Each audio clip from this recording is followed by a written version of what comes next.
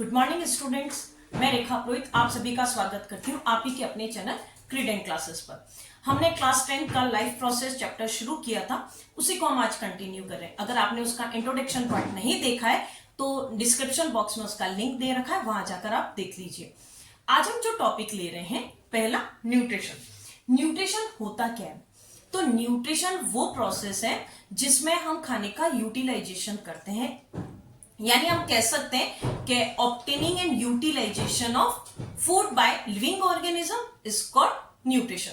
अब हम इस न्यूट्रिशन को भी फर्दर डिवाइड कर सकते हैं। एक है ऑटोट्रॉपिक न्यूट्रिशन और दूसरा आता है हेटेरोट्रॉपिक। ऑटोट्रॉपिक, ऑटो का मतलब होता है सेल्फ, जो अपना खाना खुद बनाते हैं। ग्रीन प्लांट्स आपको पता ही है, इनमें कुछ बैक्टीरियाज भी होते हैं। तो ऑटोट्रॉपिक यानी जो इनऑर्गेनिक मटेरियल और एनर्जी को यूज करके, आउटसाइड से इन एनर्जी को यूज करके अपने खाने को बनाते हैं, उनको हम क्या कहते हैं? ऑटोट्रॉपिक मोड ऑफ न्यूट्रिशन कहते हैं। इसको भी हम फर्दर क्लासिफाइड कर सकते हैं। आपने सिर्फ फोटोसिंथेसिस पढ़ा होगा, फोटोसिंथेसिस पढ़ा भी और आपको मालूम भी है कि फोटोसिंथेसिस क्या होता है कि जिसमें ग्रीन प्लांट्स कार्बन डाइऑक्साइड और वाटर का, यानी इनऑर्गेनिक मटेरियल, रॉ मटेरियल का ऑब्टेन करते हैं। और एनर्जी कहां से मिलती है उनको? सनलाइट से। यानी सनलाइट की जो सनलाइट से जो एनर्जी मिल रही है, उस एनर्जी का यूज करके वो अपने खाने को क्या करते हैं? प्रिपेयर करते हैं। ऐसे मोड ऑफ न्यूट्रिशन को या ऐसे प्रोसेस को हम फोटोसिंथेसिस कहते हैं। जबकि दूसरा ऑटोट्रॉप में आता है केमियोसिंथेसिस। केमियोसिंथेसिस में जो एनर्जी का यूज हो रहा है, मतलब जो एनर्जी मिलेगी खाना बनाने के लिए, वो उस ऑर्गेनिज्म के आउटसाइड जो सिंपल कंपाउंड्स होते हैं, जो केमिकल होते हैं, सिंपल केमिकल कंपाउंड्स होते हैं, उनके ऑक्सीडेशन से जो एनर्जी रिलीज होती है, वो उस एनर्जी का यूज करते हैं। इसमें जनरली सल्फर, बैक्टीरिया, नाइट्रोसोमोनास आता है, ये आपके सिलेबस में नहीं है। देन नेक्स्ट आता है हेटेरोट्रॉपिक न्यूट्रिशन। जो हेटेरोट्रॉपिक न्यूट्रिशन है वो मोड ऑफ न्यूट्रिशन जिसमें ऑर्गेनिज्म अपने खाने के लिए किसी और ऑर्गेनिज्म पे डायरेक्टली या इनडायरेक्टली डिपेंड करते हैं।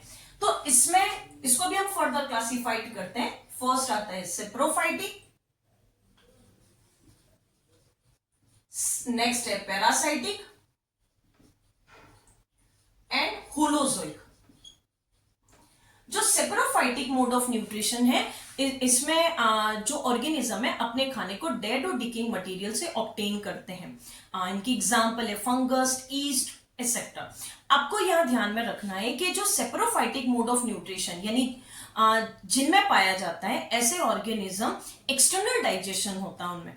एक्सटर्नल डाइजेशन का मतलब है कि वो क्या करते हैं कि डाइजेस्टिव एंजाइम को सिक्रीट करते हैं बॉडी के बाहर, और उस complex food material, complex compound को सिंपलर कंपाउंड में और सॉल्यूबल फॉर्म में कन्वर्ट करके देन बॉडी के अंदर इनटेक करते हैं।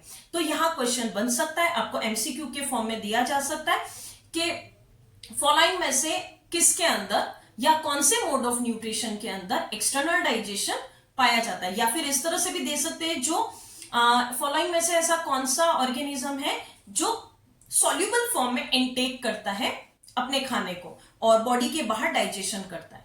तो अगर एग्जांपल में फंगस है तो आपको वो देना, मोड ऑफ न्यूट्रिशन के बेस पे तो सेप्रोफाइटिक आंसर देना। देन आता है पैरासाइटिक। पैरासाइटिक ऐसा मोड ऑफ न्यूट्रिशन जिसमें ऑर्गेनिज्म किसी दूसरे ऑर्गेनिज्म की बॉडी पर या बॉडी के अंदर रह के अपने खाने को ऑब्टेन करते हैं। इसका एग्जाम्पल है प्लाज्मोडियम। प्लाज्मोडियम जिसकी वजह से मलेरिया डिजीज होती है, तो वो एक तरह का क्या है? पैरासाइटिक है। देन नेक्स्ट आता है आपका होलोजोइक।